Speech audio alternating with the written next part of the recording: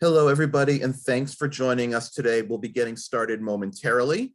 You are joining today's NASW New Jersey community conversation on LGBTQIA, Sexual Violence Prevention and Community Engagement Initiative. And we're just going to wait another minute or two while a few other people get connected, and then we'll get started.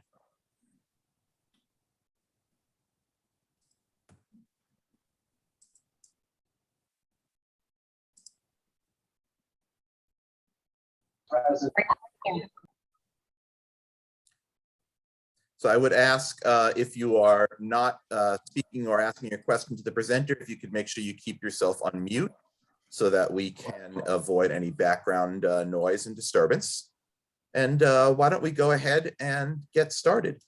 So thank you for joining us today. My name is Jeff Feldman, and I'm the Director of Advocacy and Community Affairs for the, or Communications, sorry, for the NASW New Jersey chapter. And I will be moderating today's presentation, which, as I had said, is LGBTQIA, Sexual Violence Prevention and Community Engagement Initiative.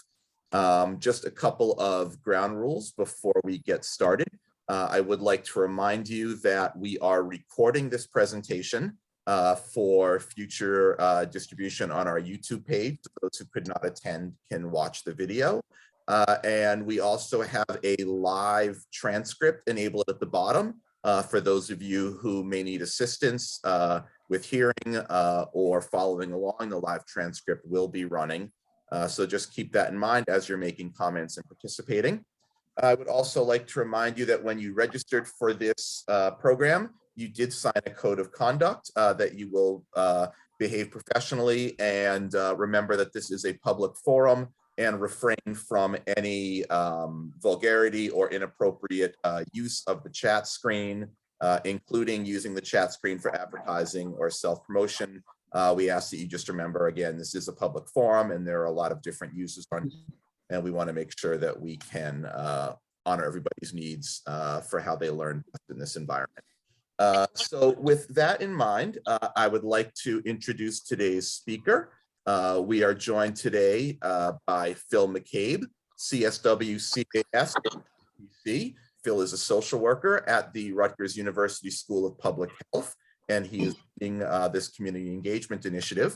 So I'm going to turn things over to Phil, and I look forward to a wonderful presentation and discussion with us today. Right, thank you. Thank you, Jeff, and good afternoon, everyone. I'm very happy you're able to join us here today for this community conversation. I just want to first acknowledge the Department of Children and Family Services, who Rutgers University has partnered with, and I will explain that in a few minutes. But more importantly, that this training and the needs assessment that we are conducting was supported by the Center for Disease Control and Prevention, Prevention Education Grant, which is administered by the Department of Children and Family Services Division on Women. So let's begin. We're also going to encourage you to make use of the chat function as far as if you want to make any comments and monitoring that. As we begin, I always pay homage and women who have mentored me and taught me about sexual violence in my personal life. And I just want to give you a little background on what brought us to the initiative that we are currently working on, that originally New Jersey established the New Jersey Division on Women as early as 1974. And it was in 1994 when the Violence Against Women Act was orchestrated by then Senator Joe Biden to allow for funding to come into the states in order to combat and respond to violence. In our state, we also established the Governor's Advisory Council Against Sexual Violence in 2002, which led us to the foundation that we are currently working with. And initially, our work was established around assistance after sexual violence occurred. In 2008, the New Jersey Coalition Against Sexual Assault, on behalf of the Research of the Needs Committee of the Governor's Advisory Council, presented a statement, a position on sexual violence and victimization in underserved populations. And in that, they included the sexual victimizations against lesbian, gay, bisexual, and transgender individuals. The reason why I give you that history is this is not new. It's new that we are now able to focus on this particular component of sexual violence prevention, but we have been working towards it for many years. The important thing that I like to emphasize, and particularly since I represent Rutgers School of Public Health, is sexual violence is a public health issue. And we began recognizing public health issue well into 25 years ago. And this is why we now have rape prevention education programs that is available in all the 50 states, plus the district in Puerto Rico and US Virgin Islands, because our Center for Disease Control has assisted in developing the capacity of states to prevent violence from occurring. So I'm going to just show a very brief video to help outline what we mean by sexual violence in general. So I'm going to just stop sharing my screen for a minute and then go back to screen share, and we're going to our video.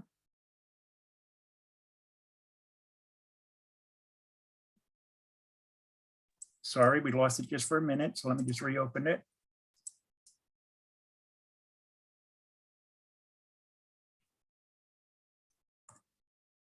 Jeff and I had this all set up, and then it all of a sudden disappears on us. Okay, here we go.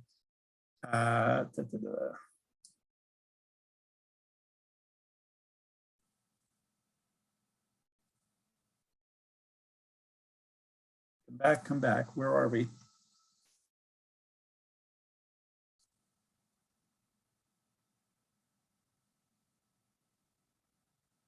I'm sorry about that. Here we go. Screen share. I guess by now we're all pretty used to the diversity that happens when we have to do electronics. Yes, Zoom technical difficulties are a very common thing. So I want to go back. I'm going to share the screen. Yep, and that's we got a presentation. We're seeing a YouTube. Okay, how about now? Is it going to, did it go to the? Yeah, I think we're seeing it. It's not at the start of the video though. It's a few seconds in. Okay, let me just, I don't think we got the sound. To know the facts, but there are just a few other things. I hear the sound now. You did hear the sound? I did hear the sound, yeah. Okay. Any other unwanted sexual contact. I'm going to start from the beginning. We're not seeing it now though. It's important.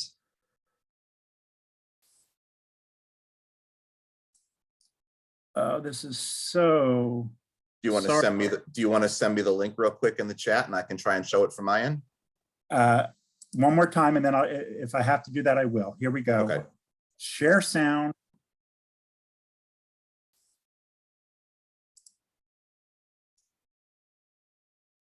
All right, we're good. It's just not at the beginning yet. Here we go. When it comes to sexual violence, it's important to know the facts. But there are just a few other things you should know. Sexual violence includes rape and any other unwanted sexual contact or experience. About 1 in 3 women and 1 in 6 men have experienced sexual violence in the form of physical contact at some point in their lives. Violence starts early. Before the age of 18, 8.5 million women first experienced rape. Victims of sexual violence can experience depression, anxiety, and suicidal thoughts. Sexual violence impacts everyone. Its effects ripple through families, neighborhoods, and workplaces. But we all play a role in its prevention.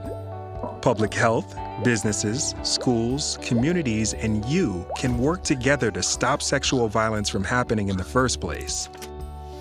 It's about addressing and understanding the root cause of why people single others out for cruel or unjust treatment. It's about promoting attitudes and behaviors for equality and respect. It's about implementing bystander intervention training, meaning teaching people when to stand up and speak out, creating safe spaces, and encouraging healthy relationships for everyone.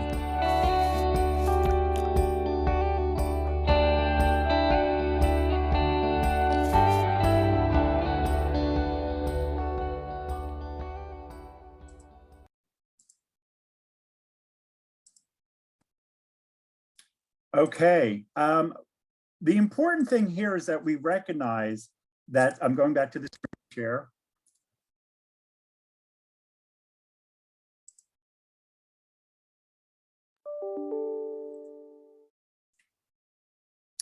Again, I just want to state that the concept of preventing sexual violence is a little foreign to some individuals, perhaps not the members that are joining us here today, but many times when we talk about sexual violence, we often think about what we can do to someone who has survived an assault or after an occurrence has occurred. And we need to move forward and go to the root cause of sexual violence and what we can do to prevent it. So CDC has funded the rape prevention and education programs. Now here in New Jersey, we have been established as a primary state. We're actually considered a category B state, which means that we have been doing this work long enough and have shown enough progress that we were then challenged to designate 3 specific areas that we can focus on in the future. So for this current cycle, we are looking at 3 components. The first being strengthening leadership opportunities for girls through culture responsive leadership opportunities, also engaging men and boys. And then our third one is creating protective environments for LGBT communities. So that's why the New Jersey Division on Women has now partnered with Rutgers School of Public Health to create the LGBTQIA plus violence prevention community engagement initiative. And I'm going to explain about the initiative and what role you can play as being a member of the community. So we want to identify current community supports that are available to the LGBT community, including the availability and visibility of protective spaces. Protective spaces exist within our community. However, many times within the LGBT community, they're only known to a relatively smaller group of individuals. We do have LGBT community centers in our state, which are more widely known, but many times in smaller areas, in smaller municipalities, many LGBT folks will come to support through other programs or initiatives, or faith-based communities. It could be a coffee shop, it could be a support group that's being run by a private practitioner or by an agency. So we want to expand the reach so that we become aware of all the different resources and the safe spaces that exist in our community, and also recognize that we have many allies who have good intention as far as creating safer space for LGBT individuals and may not be aware or know of how they could actually start or what it is they need to do. So we want to increase the community and the institutional capacity to implement sexual violence prevention as they respond to supporting the LGBT community. So that's the goal of our initiative. We will and have started by creating a needs assessment. Now, the link for the needs assessment will be sent to you if you haven't already participated in it. But to outline that the needs assessment is to help us to identify where we do have resources in New Jersey that support the LGBT community. And I'll be honest, sometimes I just say sexual minorities, and sometimes I say the queer community. When you come to our full training, you hear a little bit more about how important terminology is. But I just want to keep going back to why I keep using different acronyms or different terms in the presentation. But we're creating a safer garden state for everyone with a focus on sexual minorities.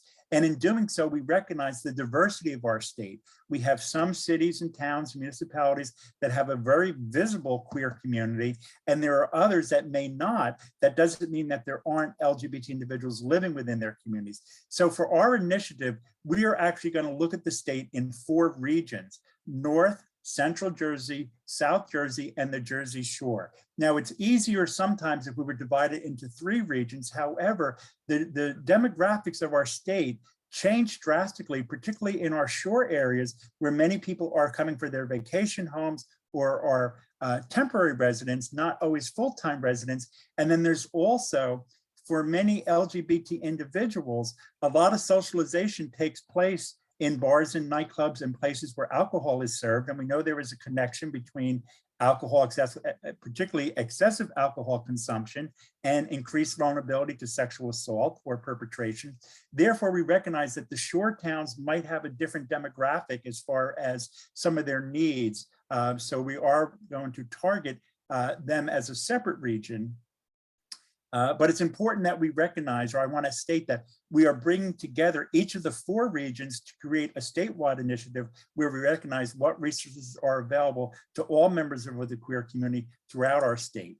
Many times, unfortunately, residents of New Jersey have gone to Philadelphia or New York to receive services because the belief is often that those are the places that we have to provide services to the queer community. And the reality is that we do have a lot of services that are available and offered in New Jersey. We need to make sure more people understand and know how to connect with some of those particular services. So going back to our community needs assessment, this is the first component of the initiative that we are surveying and asking. We're collecting 500 responses. We are more than halfway through. The survey will be open for a couple more months because we really want to get a lot of impact from community members. Community members can respond to the survey. They can respond as an individual. They can respond as a staff person, as a volunteer, as a director, as an agency, or just an ally, or I don't say just an ally, or as an ally, someone who is concerned. So it is not only for LGBT individuals to take the survey. We really want community level input so we can identify, again, where we see gaps in services, but also where we see resources that are available, which can help to support our primary prevention strategies. When we talk about primary prevention strategies, I wanted to identify that we also look at sexual violence interventions on 3 main levels. We have the primary prevention, which takes place before sexual violence has occurred to prevent initial perpetration of victims. But we also have had and do have secondary prevention, which is the immediate response after sexual violence has occurred to deal with those short-term consequences. And even when we say short-term consequences, we know for many survivors, they can be lifelong issues for them having been victimized. But we also have tertiary prevention, which is deals with the long-term consequences of violence and sex offender treatment intervention. So there's 3 levels of intervention. This initiative is focusing on the primary prevention level. So to give clarification, the New Jersey Coalition Against Sexual Assault has done a lot of work in our state. They coordinate efforts in each county and also at Rutgers University on providing support for survivors and victims of sexual violence and also increasing prevention capacity. So when they prepared a report in 2019 that outlined the focus that we have in our state on primary prevention and the comparison of primary prevention versus risk reduction. Because risk reduction is important, but it's not the only component, because by preventing sexual violence, we want to stop the violence before it ever begins to occur. And risk reduction is reducing or minimizing the risk of someone becoming a victim. So you can just look at this slide and see how there's some similarities, but the main focus is that we want to create strategies that promote safe space and also look at changing the root cause of sexual violence. It also places the responsibility on the community to eradicate these root causes of violence, as opposed to placing responsibility on the victim themselves for coming forward in order to receive services having as a survivor of sexual violence. So risk reduction may be simplified to say that when we teach women or individuals about, we used to call it stranger danger, going into an environment where there might be a sense of danger and what to do to protect yourself. But that isn't preventing, because it's about really what can we do to prevent the perpetrator from committing an assault against somebody in the first place. And that has to do with how we look at some of the social norms that individuals have been taught or not taught about respect for others and empathy. Let's begin also by identifying what we consider as minority stress, because we do know minority stress has been strongly identified, and perhaps in the past 15 years, we've given a lot more emphasis to the effect of minority status, particularly in the past few years we really have taken a stronger undertaking about looking at the impact of racism on our communities and what that actually means, and how law only or policy only is not going to change the culture of racism that does exist and what we need to do to eradicate it. So we also look at some of the stress that is that is caused by being a member of a stigmatized minority group. So this study goes back about 20 years ago. And moving forward, we also recognize that in our National Institute on Drug Abuse, as part of the National Institute of Health, identified the cause of many of the difficulties that LGBT and sexual minorities have, particularly about behavioral health issues, have a root cause with the social stigma, discrimination, and other challenges that are not encountered by people who identify as heterosexual. They face greater risk of harassment and violence. So again, we're looking at, this is some of the root cause that we see when people become victimized. And we often know that this continued stress, that the continued stress from continued exposure and discrimination, stigma, and violence also triggers and leads to higher rates of substance use and other behavioral health issues for the LGBT population.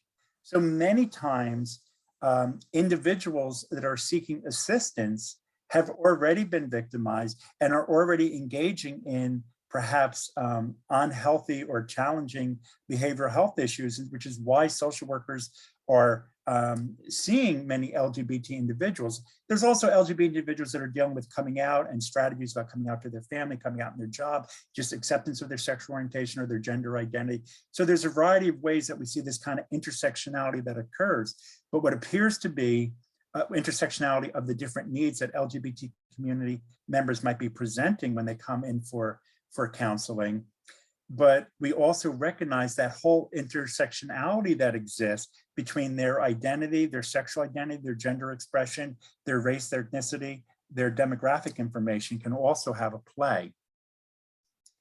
We know also that we don't have enough healthcare providers who are prepared to adequately protect and prevent violence or to address the healthcare needs of the population, which is part of the mission that we have to help provide education and training to all healthcare providers on what we can do to better serve the LGBT community, which is better to create these safer places for LGBT individuals to receive support and assistance. Going back to identifying rape prevention education initiatives, and what CDC has identified, there's two main strategies that we work from. One is called the public health approach, and one is the social ecological model. So these frameworks help to guide the implementation of what we consider to be prevention along individual, relationship, community, and social factors that also impact sexual violence.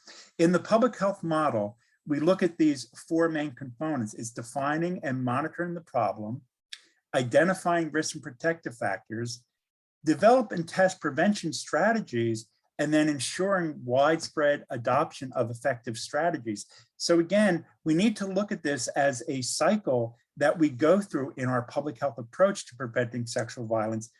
Sometimes in public health, we refer to this as the Plan, Do, Study, Act. We can make a plan and agencies can have an initiative to provide services to LGBT individuals. We don't always know how successful it is until we actually study it. So it's about planning, it's about studying, it's about repeating the process, doing it again, and then learning from it what can be done differently. So that's just a brief understanding of the public health approach, because I believe, and others also, that in involving the communities, it's about our having conversation with the community, speaking with the community about what they need, as opposed to telling them what they should be doing. So that brings us also to the social ecological model. Now, you're probably familiar with this. I just kind of include the slide to help everyone to have perhaps an expanded understanding of why we're currently focusing on the community level. That doesn't mean that the other three components are not important. It's that where we are in our prevention strategy right now is focusing on community. But we do know that there's the individual, okay, which is a personal history that someone has that might increase the possibility of becoming a victim or a perpetrator of violence. So being an LGBT individual, the likelihood of you being victimized is greater than for other groups of individuals, okay? But then we have the relationships that people form, okay? And where they find support or where they may be at additional risk. It could be interpersonal relationships, it could be family relationships, it could be romantic relationships, it could be social relationships.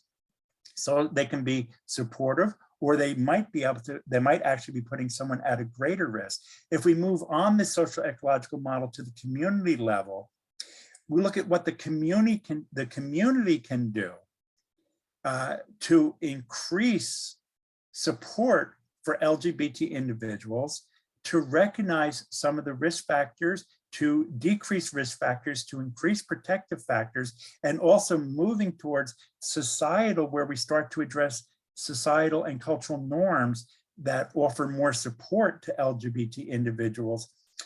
Another way to look at this is that we might have laws in place that protect LGBT individuals. We could have policies in place in our agencies or institution or hospitals or healthcare settings that provide support for LGBT individuals.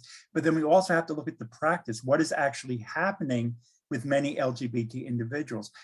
Telling them that they can be safe in an environment does not actually mean that they actually feel safe going into an environment. Creating a safe environment needs to also mean creating a welcoming environment where they feel fully supportive and also fully valued. Just to go back a little bit to just look at why we also sometimes use the term interpersonal violence, because we know that interpersonal violence can occur between individuals, but can also occur at a community level. And although this project is focusing on preventing sexual violence, it's also connected to that violence in general can take many different forms. So the World Professional Report on Violence and Health identifies interpersonal violence having two main components. There's that violence that is perpetrated against a family member or a partner. It can be perpetrated against children, intimate partners, the elderly. The type of abuse can be physical, sexual, psychological, or also deprivation of neglect. But then we also have community level interpersonal violences that is perpetrated against acquaintances and also perpetrated against strangers. When we talk about community level, we're talking about how society views and or allows for the mistreatment of certain individuals or certain groups. And here we're talking about the LGBT individuals. And we want the community to recognize where we need to change some of the cultural norms that exist in our community, where some people feel it's okay to minimize. We talk about, microaggressions that occur against LGBT individuals, harassment, intimidation, and bullying, but also on a lesser form, just making fun of the jokes that exist, the myth information that is out there, the distorted information that is out there against LGBT individuals. If someone doesn't stand up for that, then that's kind of put us at a greater risk within our community for the continuation of violence occurring. When we look at violence occurring in our community, we also recognize that probably the most vulnerable of the sexual minorities and the groups that we talk about is our transgender community, okay? And we know that statistically 1 in 4 of trans people has faced a bias-driven assault, and then the rates are even higher for trans women and trans people of color. It's also important to recognize that we don't always have accurate data. We know that incidences of violence against trans individuals is reported. However, the statistics can be slightly diversified in that reports are sometimes not inclusive of the person's true gender identity as their the gender that they relate to, as opposed to the gender that they were assigned at birth. So people can be misgendered even post-mortem. Just to put it in, though, a perspective of how we're seeing the incidences, in 2020, there were 44 transgender or gender nonconforming individuals who were fatally shot or killed by other violent means, and the majority were Black and Latinx transgender women. 2021, we've already had 50 trans and gender nonconforming individuals were killed alone Okay, so this is the highest number of deaths since the organization, the HRC, started reporting fatal violences that has occurred. Now, again, I just want to state that the full number of fatalities is likely much higher. The death of trans and gender nonconforming people are often underreported, and the victims themselves are often misgendered.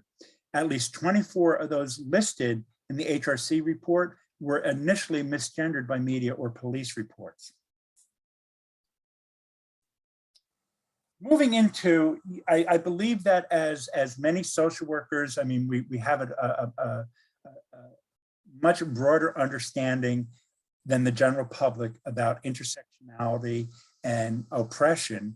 But if we look at oppression as far as at the basis of sexual violence, okay, and this was developed, this is a sexual violence continuum, which was developed by Lydia Guy. And you just kind of see the outline where the root of oppression, be it racism, sexism, heterosexism, the ableisms, all the different classes, all the different forms of oppression can spiral into these other components.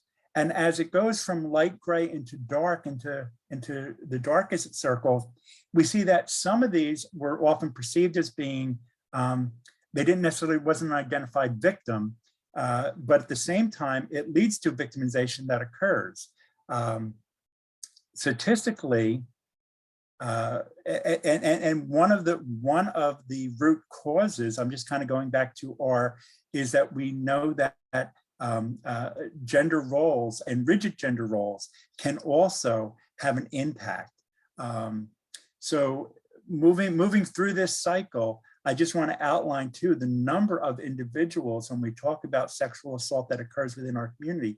44% of lesbians have experienced rape, physical violence, and or stalking by an intimate partner in their lifetime, and 26% of gay men as well. And when we talk about bisexuality, the number increases. We do know, again, that bisexual women, trans women, and women of color also experience the higher risk because of the demographics that they represent. 70% of LGBT members of the community have been sexually harassed at work, and 60% were afraid to tell their employers for fear of being outed. Again, goes back to in New Jersey, we may have laws that protect individuals in their workplace. We have laws that are anti-discrimination laws, protect individuals in places of public accommodation and including places of work. That doesn't mean that people feel 100% safe in some of those environments. And when we allow a verbal harassment to take place, we are setting an atmosphere where what is allowed to do at in a verbal level can move into a more interpersonal, direct contact type level. If you want more information on this particular, again, I've done a hyperlink and included where I get a lot of this information from to share with you. You will be getting a copy of the PowerPoint presentation in a PDF file because I know I'm going a little fast at times. And I just want to allow us to have time to open up to community conversation also. Another component that we look at, I just am using some of this information to outline for some of you who may be less familiar around sexual violence, particularly involving the LGBT community, is you may be familiar with what's referred to as the Duluth model, which is created the power and control wheel. Now, this model has been duplicated and modified to many other different groups. This one was done about LGBTQ power and control wheel. And there are some differences that exist. When we talk about privilege, we talk about outing someone, using emotional abuse, using intimidation. For an LGBT individuals, it can be slightly different. I'm just going to give you a very quick example. A person is threatened with violence within domestic violence or interpersonal violence within their relationship. They make an attempt to leave that relationship. I'm going to say this is a heterosexual woman and she has a heterosexual male partner who is her perpetrator or threatening violence. She feels unsafe. She makes a decision. She wants to move towards leaving the situation. Okay. A man cannot say to her, if you leave me, I'm going to make sure everybody knows that you're heterosexual. I'm going to make sure that they know that you and I have been in a sexual relationship or you and I are partners. You can't threaten someone with heterosexuality, but if that person is bisexual, if that person is trans, if that person is a lesbian, and her intimate partner knows that, whether they be heterosexual or lesbian identified themselves, they can still threaten to out someone for being LGBTQ. So that's a threat that can be held against somebody. It's an intimidation. It's a different balance of power and control that exists within a heterosexual, from a heterosexual relationship into an LGBT relationship. Okay, so just think about what that may be. That may be a threat to maintaining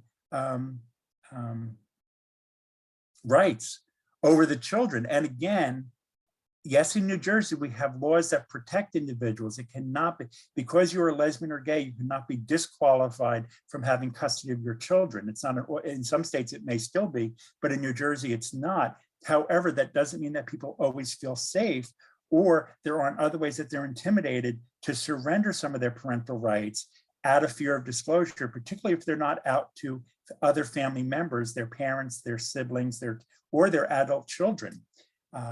Using isolation, using trans identity. No one would love you, no one would accept you because you're trans. Do you really think? Or using biases against a trans person.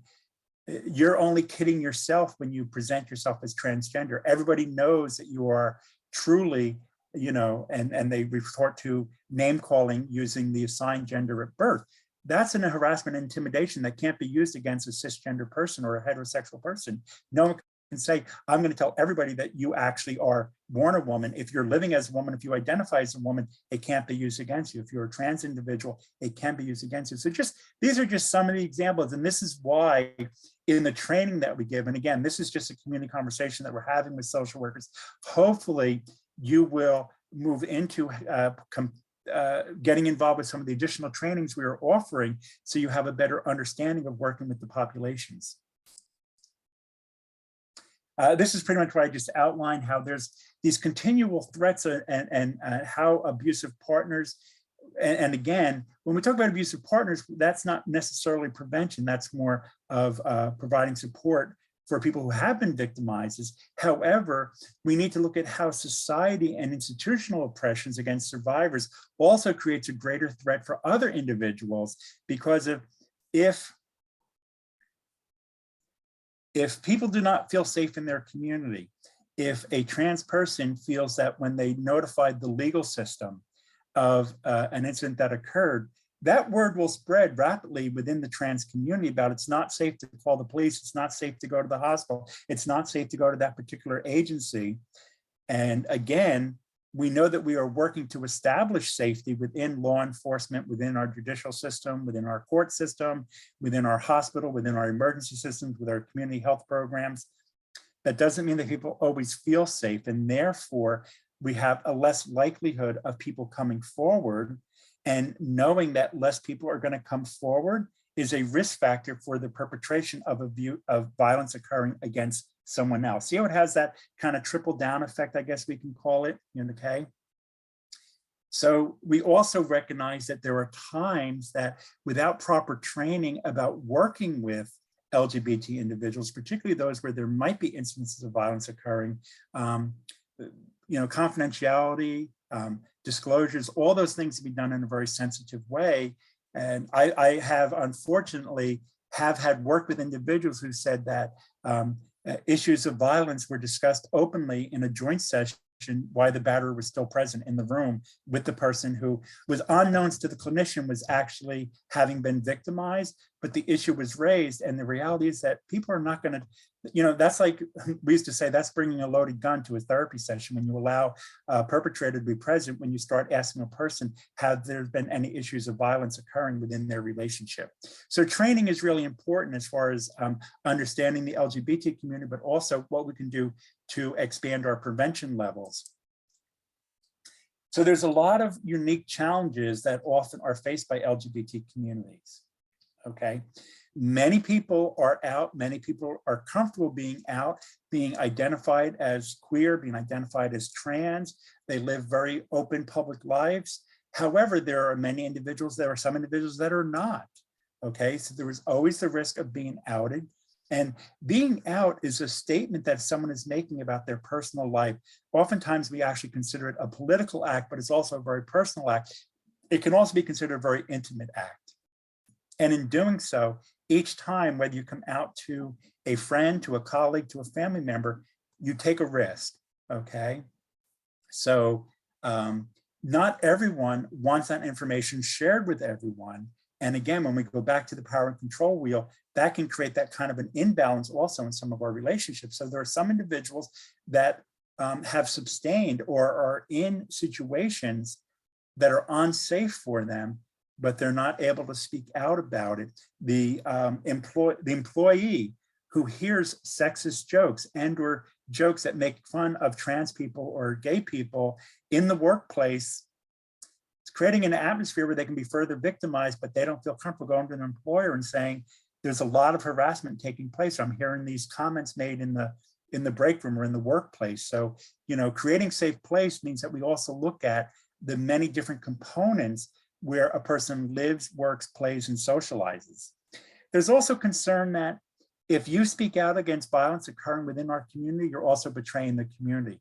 This was brought to the attention. There's very little literature that has been written on women against women sexual assault. We know that it occurs, and we know that it can occur in lesbian relationship or relationships with non-gender conforming individuals, and yet it's often minimized that it's not the same as male against female perpetration or sexual violence that occurs. So that is a myth and that's a distortion, but many people felt that if they spoke out against violence occurring in their community.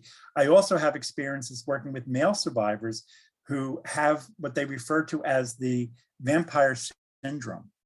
Being a gay man, having had someone who has experienced sexual violence, is often always on guard, is concerned about being perceived as someone who's also going to perpetrate violence against somebody else. Or they could be held to greater scrutiny by others within their family, within their community, just because they are gay. And that's part of, you know, again, some of the risk factors. Neighbors don't warn other neighbors about a straight couple moving into the neighborhood, but they might talk and gossip or actually warn people about a gay couple moving into their community. So we know that there's also the risk of transphobic, homophobic, and biphobic responses from social and victim services, law enforcement, legal and medical staff, and other systems. And we have done a lot in our state, particularly in our sexual our sexual assault response team, with our forensic nurses, with our law enforcement and our prosecutor's office. That doesn't mean that the work is complete, because we need to continue to provide education and understanding about working with sexual minorities in all those areas and all those systems of care. The beliefs that we may have or others may have about being a sexual minority, and then a lot of that is a lot of distortion. There's a lot of misperceptions out there about LGBTQ individuals. We do know, and this is on a plus side, that many LGBT individuals have reported that they actually feel safer when they are having individual counseling, this comes from the Journal of Gay and Lesbian Social Services. Okay, it was released about 3 years ago. Survivors found individual counselors to be particularly helpful, and that then the need for individual counselors who were LGBT affirmative and inclusive was also significant. And what I have found sometimes, unfortunately, is I have worked with social workers who said, I don't really need specialized training in working with the LGBT community. I just treat all my clients the same. I treat everyone with respect. Well, it's good that you treat everyone with respect.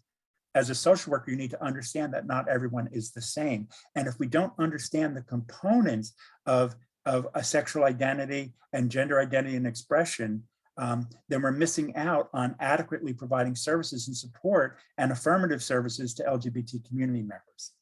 But on the plus side, what I've experienced, and this is, I'm sure many practitioners will tell you that, and an individual can also be working within an agency. So I'm not saying this is only about people in private practice, that word can quickly spread within the queer community as to where safety and support can be found, particularly when it comes to mental health counseling. So consumers let other consumer know, hey, if you're going to have to go to this agency, or if you're in this area and that's the hospital you go to, you should ask for this person. This is the person that helped me. This person has a good reputation. This is the person that I see in their private practice, this person I see in their agency. That is sometimes that type of endorsement is much more widely received than an individual who is looking for assistance and happens to notice that there's a website for an agency that has a rainbow sticker on the bottom of the page saying, we also include LGBT support services. You know, the rainbow sticker is nice, but it doesn't really talk about the competency of the individuals that are providing the training. So we knew there's an ever expansive need to provide training and support for clinicians, including advanced level training for clinicians on dealing with the diversity of the LGBT community. I just want to kind of summarize now. So again, moving forward, we're creating these protective environments. It involves the community. There's many different ways we can do this. If you want more information, CDC publishes a sexual violence prevention technological package. I've outlined some of this information there. And again, I apologize, we have a short amount of time to just kind of, this is kind of just an overview to hold this conversation, to hopefully pique your interest, and to also to garner your support and your kinship to work on this project with us, okay? Part of the outline that has been established by CDC and the Stop Technical Assistance Project is they outlined what is considered community level engagement to stop sexual violence. Now this, we've just modified it slightly to be specific to LGBT community. And as you see, it's not only about social norms and teaching skills to prevent sexual violence, but it's providing opportunities to empower and support LGBT and gender nonconforming individuals and creating protective environments. So that community level intervention is really important for many different reasons, okay? We do have some other information to share with you. This is from the National Sexual Violence Resource Center. They have a lot of information available on sexual violence for those individuals who identify as LGBT, including prevention strategies, some of which I've talked about today. I want to remind you that we encourage everyone to share the information about the needs assessment that we are conducting within our state of New Jersey. Now, this is research that has been approved by Rutgers University Interpersonal Review Board, also by the Division on the State Department Research and Review Committee have both authorized Rutgers to conduct this research. The research period will continue until September of this year. We will be reporting at various different times the information that we're gathering, but we really need and want to get much more input from the community, and not just from you as clinicians, but to also to share with other individuals that you connect with within your community. You may belong to a parent group, maybe belong to a church group, you may belong to a social club.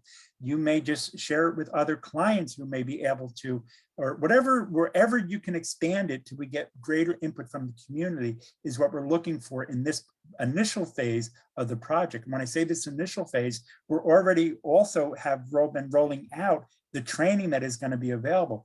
So if you are working within an agency and would like to see additional training, and again, what you're seeing today is only a micro of the full training. The full training, we have a 2-hour, a 4-hour, and actually a full day training on providing affirmative services to LGBT community. So you can contact me about training opportunities, and we'll let you know when they are scheduled.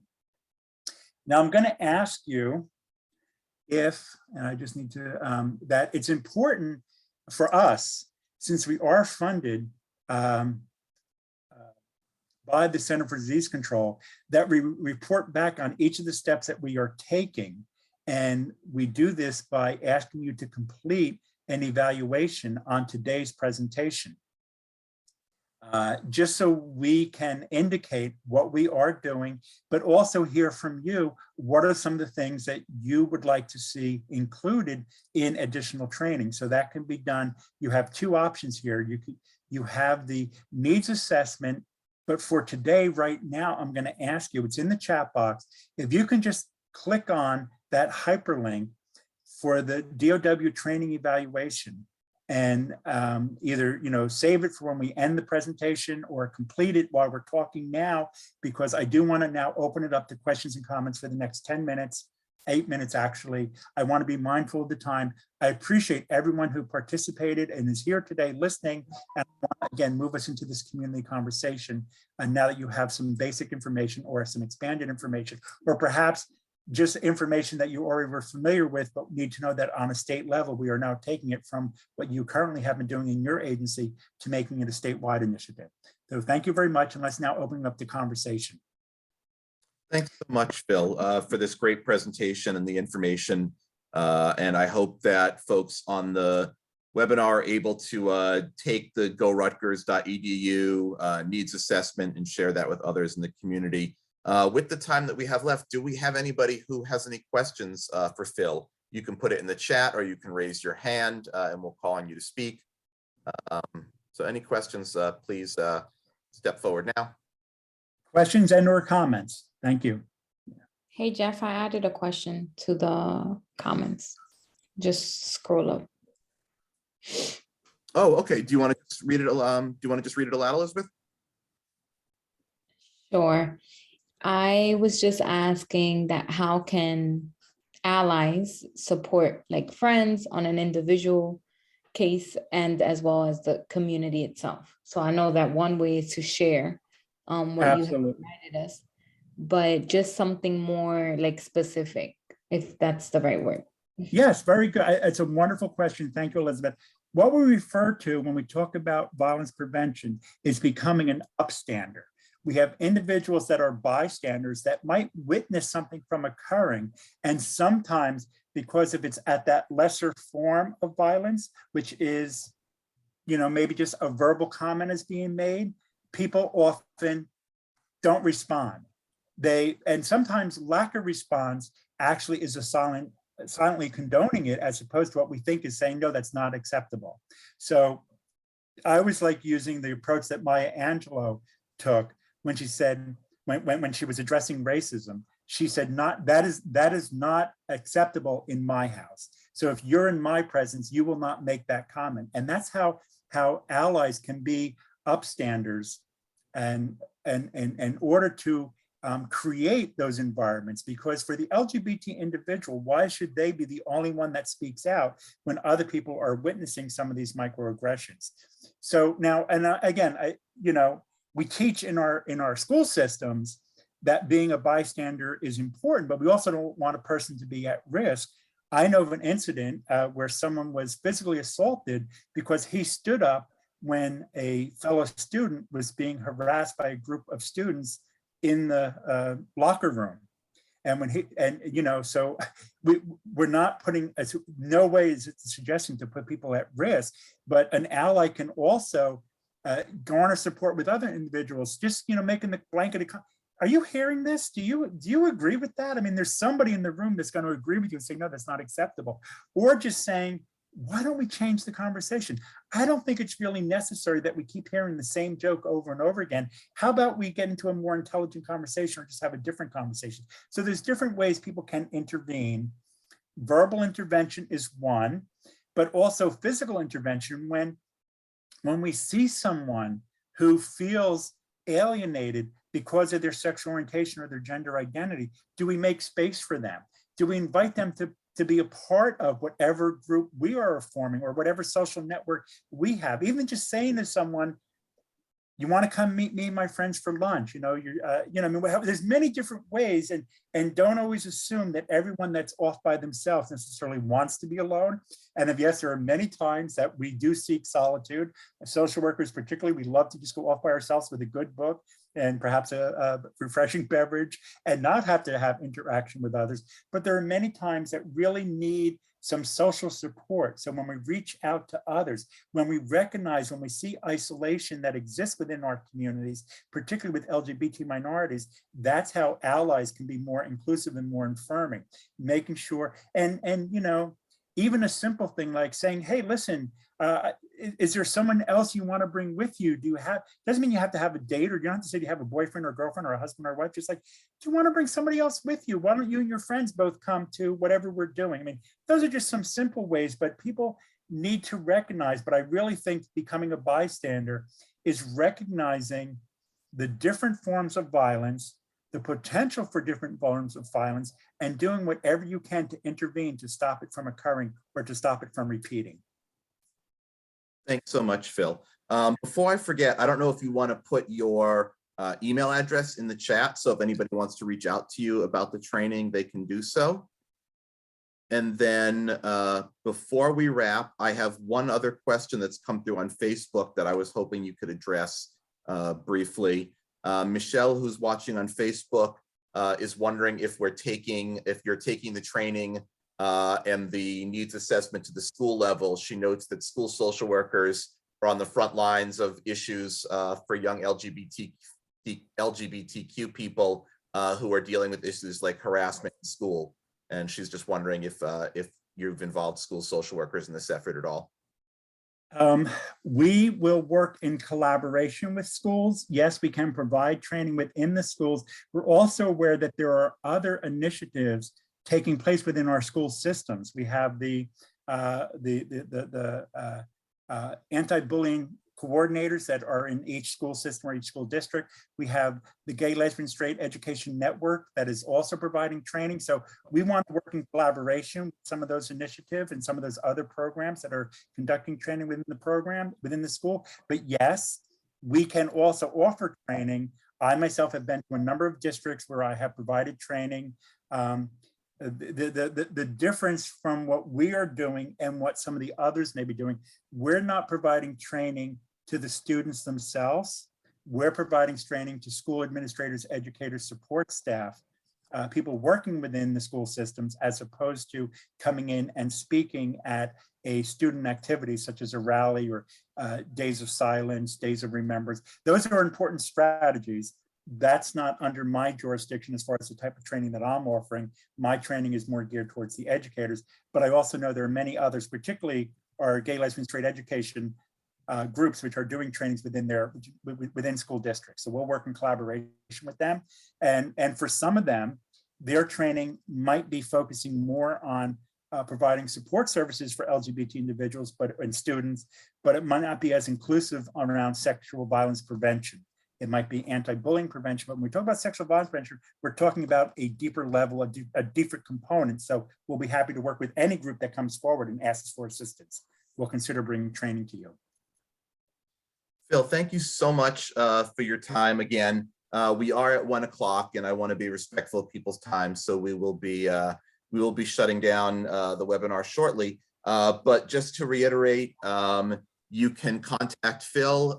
He's placed his email address in the chat. It's mccabept@rutgers.edu.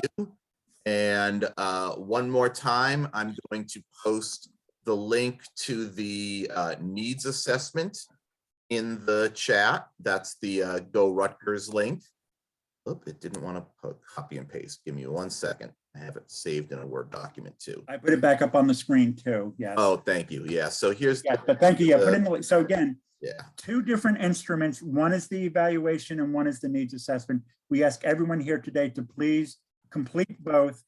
Initially, if you do the evaluation, and then you'll have time. The needs assessment, we time it about 20 minutes. It can also be done anonymously. You don't have to give.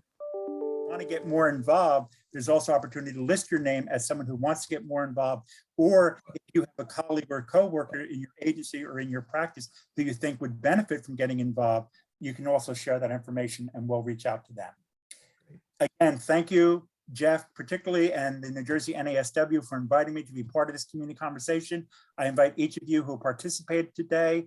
And again, we've been doing this work. We're continuing to do this work, and now we're able to do this work, particularly focusing on sexual minorities, LGBTQIA individuals, and we're very happy that Rutgers is able to partner with the Division on Women in order to complete this and further work. Thanks again so much, everyone. Enjoy the rest of your day and watch your email. We'll follow up with the recording of this and Phil's slides later this week. Thanks again, everybody. Take care. Okay, bye, everybody. Thank you. Thank you.